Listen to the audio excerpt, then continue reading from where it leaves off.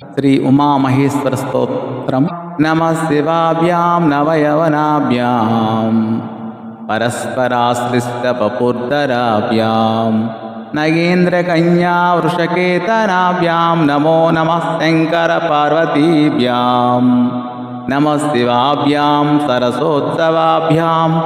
नमस्कृताभीष्टवरप्रदाभ्यां नारायणेनाच्युतपादुकाभ्यां नमो नमः शङ्करपार्वतीभ्यां नमः शिवाभ्यां वृषवाहनाभ्यां विरिञ्चिविष्मिन्द्रसुपूजिताभ्यां विभूतिपाटीरविलेपनाभ्यां नमो नमः शङ्करपार्वतीभ्यां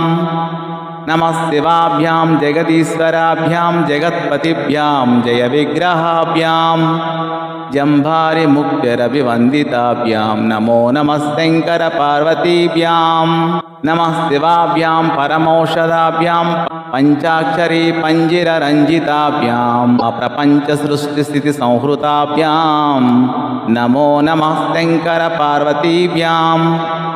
नमः शिवाभ्याम् अतिसुन्दराभ्यां मज्जन्तमासक्तहृदयम्बुजाभ्याम्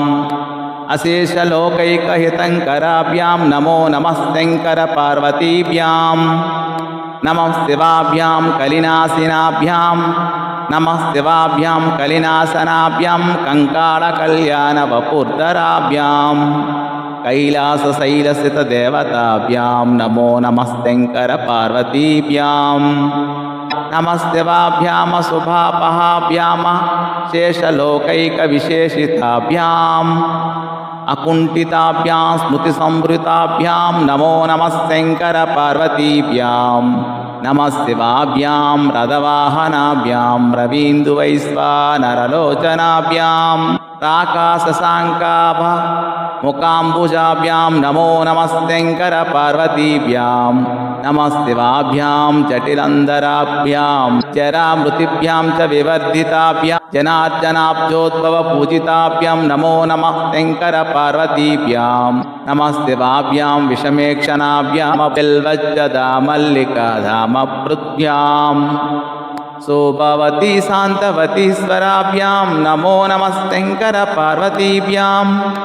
नमः शिवाभ्यां पशुपालकाभ्यां जगत्त्रयीरक्षणबद्धहृद्यां समस्तदेवासुरपूजिताभ्यां नमो नमः शङ्करपार्वतीभ्यां स्तोत्रं त्रिसंज्ञं शिवपार्वतीभ्यां